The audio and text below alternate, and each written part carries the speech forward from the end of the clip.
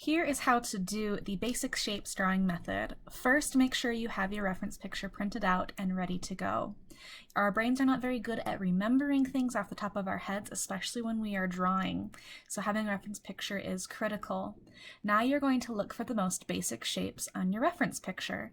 These are going to be things like ovals, rectangles, and triangles.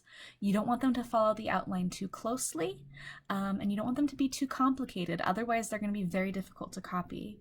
So go ahead and look for those most basic shapes and draw them onto your reference picture. I prefer to use marker because it makes it easier to see. You can build the shapes off of one another like I did here, where I started with a central shape and the shape started to sort of radiate off of that. But what you can also do, and what I'll do here in a second, is overlap the shapes. On this leg here, I'm going to draw one oval and then I'm actually going to overlap it with a complete oval rather than just building on top of it. Those are two options you have for adding your shapes. Your next step, once you are finished drawing and filling out all of the most basic shapes on your reference picture, is to transfer those shapes to your drawing paper. You want to use your skills of observation and moving slowly, the same ones that we learned in our blind contour warm-up, to copy these shapes. You want to have them try and be as accurate in size, in all the angles, and all of the things that they are on the picture. You want to try and reproduce them as accurately as possible. So don't be afraid to go slow, erase things if you need to, or a cool trick, and you won't see that in this video, I'll probably show you later, but a fun trick is to actually flip your reference picture and your drawing upside down and draw that way. That helps your brain to snap out of seeing just the goofy shapes that make up this elephant and just start seeing just the shapes the way that they are, and that can help you to draw them more accurately. As you can see, I am using a plain pencil to transfer my shapes in this video, but for you guys, I need you to use colored pencils. Here's why. When I am reviewing your final piece when you submit it, I need to be able to see what your process is, what steps you took along the way. And unless you record a video of you actually drawing, I cannot see that in a final piece. That's because you're eventually going to erase these shapes and add outlines, and I won't have any idea if you made a mistake where you got off at. So use colored pencils that are more difficult to erase so that I can see the shapes that you used. And then when you are finished with the colored pencils, you will do the outline in plain pencil, and that way I can see your process. Now I know not being able to erase is going to make you uncomfortable, but you are just going to have to embrace it. Trust me, it's going to be okay in the end, and it's going to allow me to give you the best possible feedback to improve your drawing process.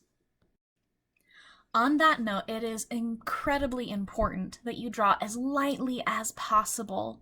This is going to also allow you to make those corrections in colored pencil, because if you draw lightly and you don't like it, then the next shape you draw, you can draw lightly again, and if you do like that revised shape, then you can fill it in darker with that colored pencil. Another reason to draw lightly is it just makes it look cleaner. So to draw lightly, you're going to basically just try to make a ghost of an image, and if you need to, practice on a separate piece of paper, but you're just going to ever so gently press that pencil in such a way that it barely even makes a mark, that you actually have to look hard to see it. And this is going to help you out in the long run. So draw as lightly as you can, make a ghost of an image. In fact, draw even lighter than you see me drawing in this video.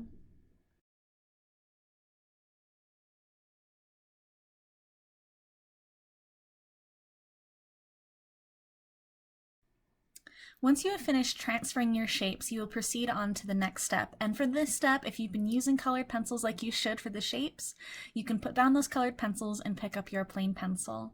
Now we're going to use those basic shapes as a guideline for where to put our more detailed contour. So some of these lines, you're simply just going to thicken with your plain pencil, follow the same outline as the shape.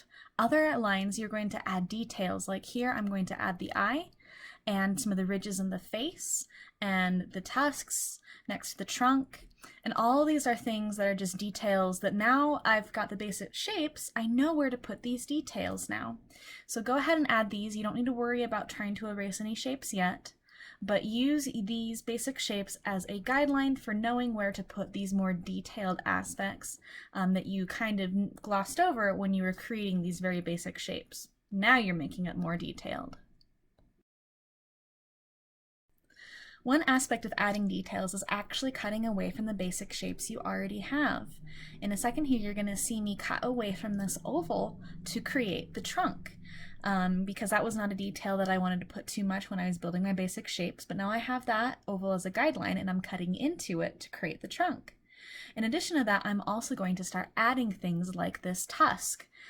So remember that your basic shapes are just a guideline. Don't be afraid to add extra things to them or even cut into them and take away from them.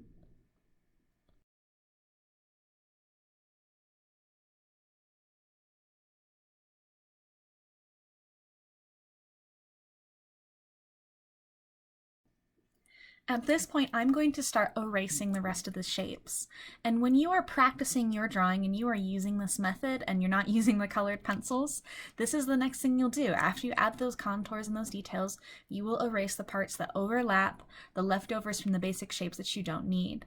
But because for your assignment you are using the colored pencils, I want you to leave those colored pencil lines there and only erase the other parts in the plain pencil that you don't need, because I want to be able to see your process so I can give you very targeted feedback on where you're doing well and where you can improve.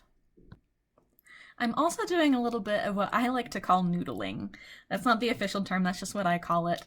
But when I get towards the end of a drawing, I start to notice things that maybe I forgot in the other steps, usually details that I like to go back in and add. So now is a good time to do that as well. If you forgot you wanted to add some wrinkles or maybe a few odds and ends details that you haven't added yet, now is a good time to do that.